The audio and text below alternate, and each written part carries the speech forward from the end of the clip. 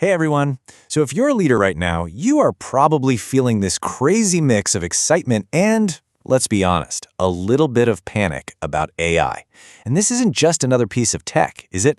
This is the defining leadership challenge of our time. So let's jump right into a playbook for how to actually navigate it. Listen to this. This is a real quote from a senior executive, a midnight phone call.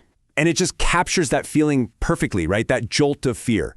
The speed of AI has every single one of us wondering, are we ready for what's coming? All right, so first things first, we have to frame this problem the right way. The real challenge here isn't just about getting your head around the technology. It's about getting your head around the human response to that technology. And right now, the whole conversation is completely off balance. You've seen it. On one side, you have the people saying, AI is going to solve all our problems, and on the other, it's total doom and gloom. But you know what? History shows us that both of these extremes, they always miss the most important part of the story. And this, right here, is the point. The real impact of AI isn't going to come from some magical bit of code. Nope, it's going to come from the human layer, from our culture, our ethics, our courage. That's the stuff that's going to decide if AI builds us up or, well, tears us down. So, to lead through all this, you first need a good map. The ground is literally shifting under our feet. So let's get a really clear picture of what the AI landscape actually looks like today. We tend to just throw the term AI around for everything, but it's really an evolution. First, we had predictive AI. Think recommendation engines. It looks at the past to guess the future. Then, boom, generative AI comes along, creating art and poetry and things we thought only humans could do. And now, we are just stepping into the age of agent tech AI, systems that can actually pursue complex goals all by themselves. Each wave is a whole different ballgame. Now, this next idea. This is absolutely key to understanding why everything feels so incredibly fast right now. See, AI isn't happening in a bubble. It's smashing together with quantum computing, with biotech, with robotics. And the result is this thing called compound disruption.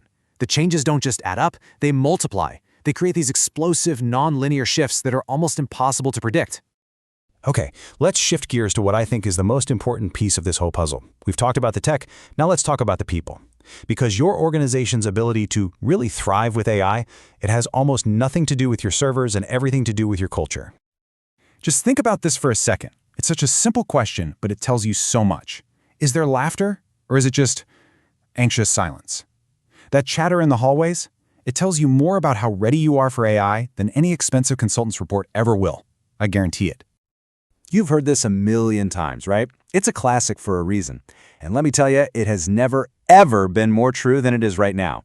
You can have the most brilliant AI strategy in the world, but if your people see it as a threat, it's dead on arrival. Your culture is the operating system for everything else.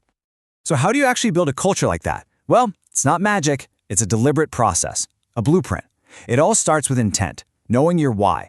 Then you have to get good at storytelling, sharing the messy journey, not just the wins.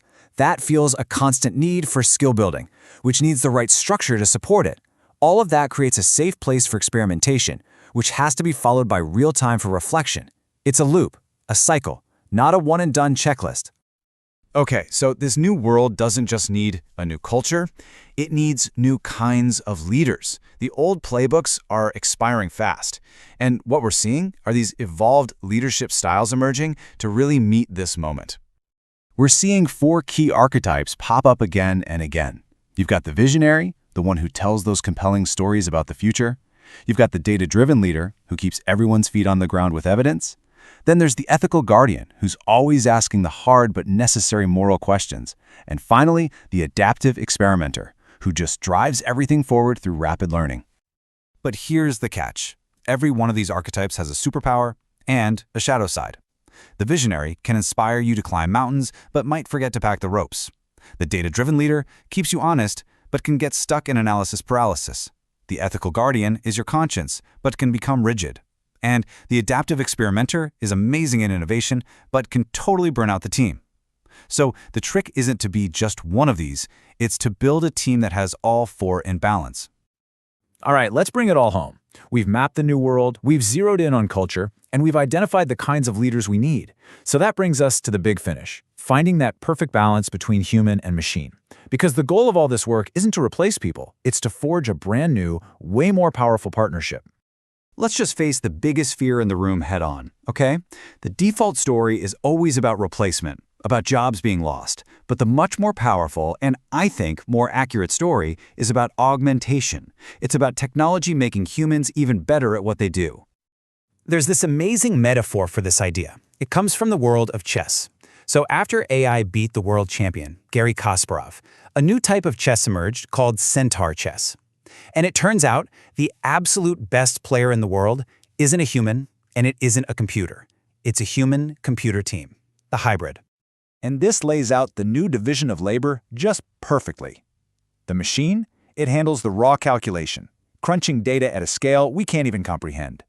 But the human brings the irreplaceable stuff, the strategy, the moral imagination, the empathy, the nuance. The algorithm is your tireless colleague. The human is the leader. And that really leaves us with the ultimate question. As these incredible machines get smarter and smarter, they just become a mirror. They reflect our choices, our biases, our values. The technology doesn't have a soul. We're the ones who lend it ours. So the real test, in the end, isn't about the code. It's about us. What are we going to choose to build?